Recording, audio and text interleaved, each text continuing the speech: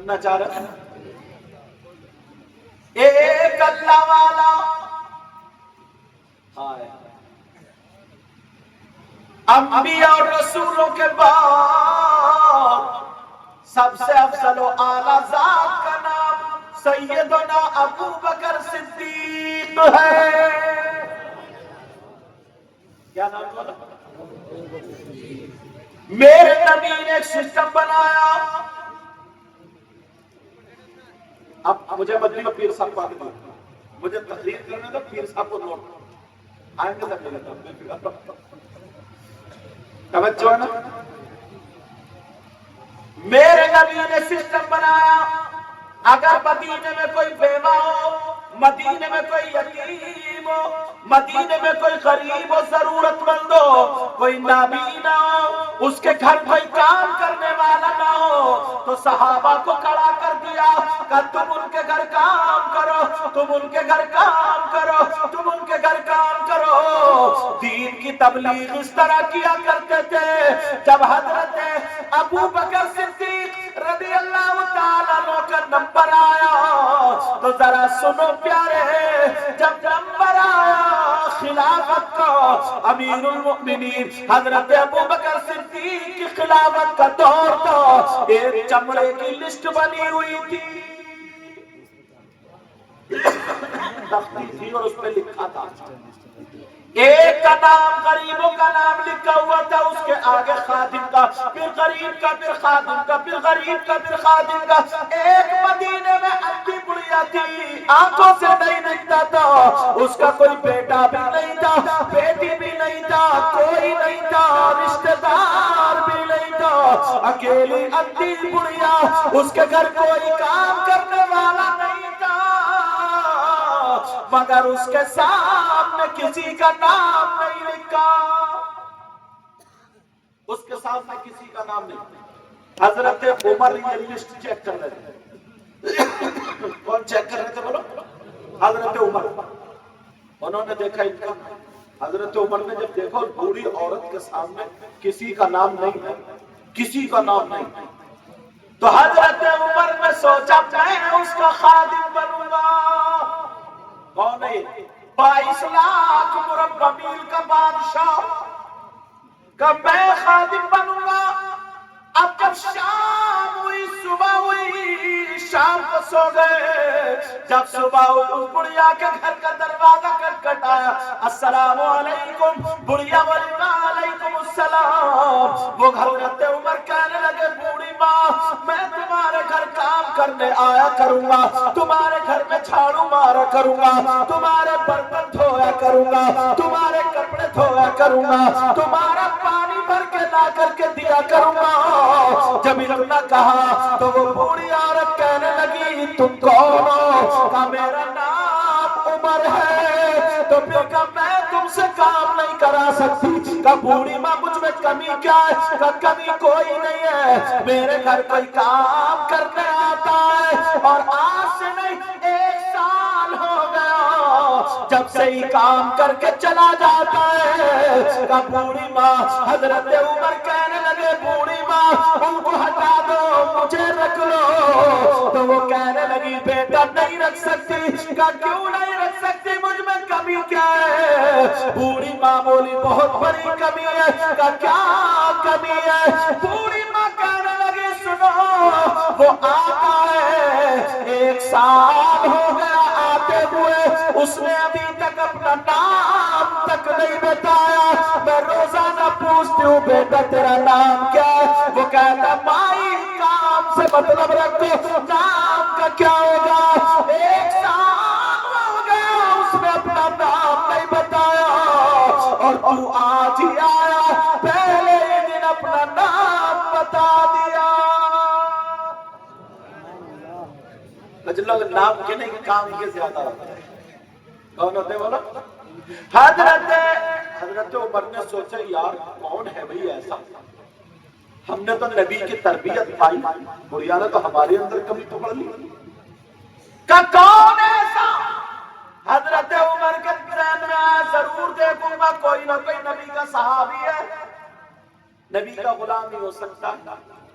تم اتنے لوگ ہو، تم نے کبھی اپنی ماں کے کپڑے دھوئے؟ کبھی اپنے ماں کے پاؤں یا باپ کے پاؤں دبائے؟ نہیں۔ مجھ جیسا مولانا آ جائے تو میرے سامنے کاجو، بادام، کشمش، چھوارے، کھجورے، میٹھا، کھٹا، بریانی، قورمہ، ساری چیزیں، اور اماں ابا تڑپ رہے، ایک ٹائم کھانے کو نہیں پوچھتا۔ سمجھ رہے میری بات؟ حضرت عمر نے کہا چلو میں پکڑوں گا کون صحابی ہے وہ۔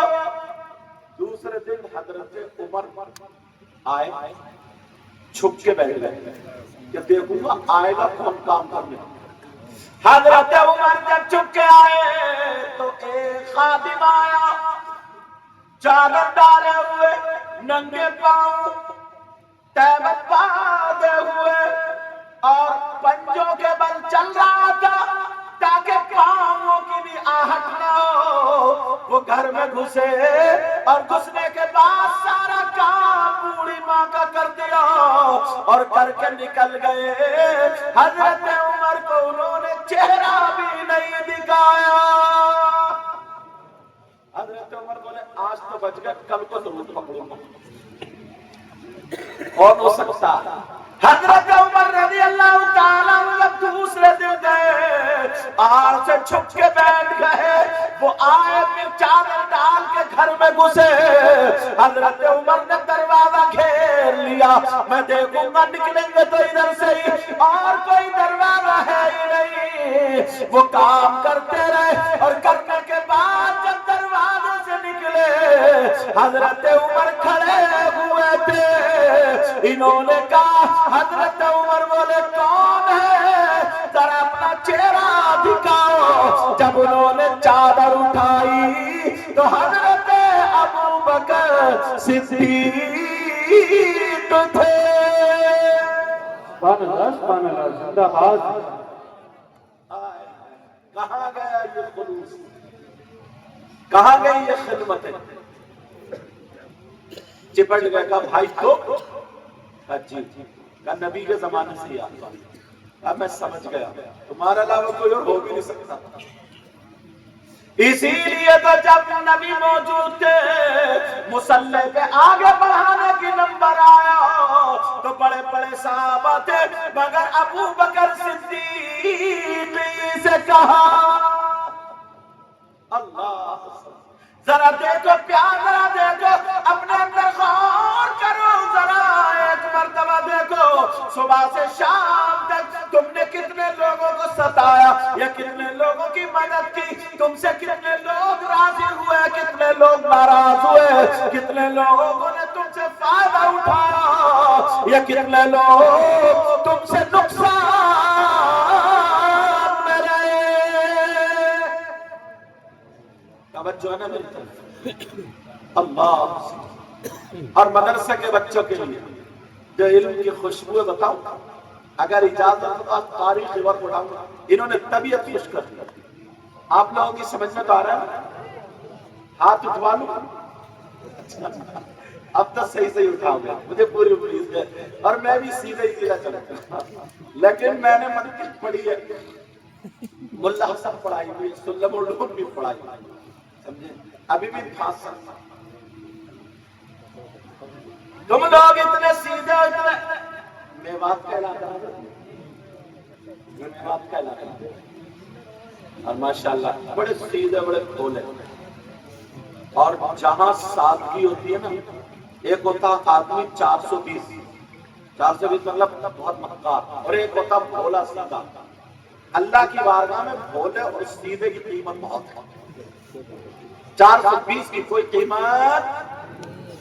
میوات والوں ذرا سنو، او بچوں میری بہنیں یہاں پر موجود ہیں، آج ان بچوں کی مائیں کتنی خوش ہو رہی ہوں گی، لیکن ماں کا بہت بڑا کردار ہوتا ہے۔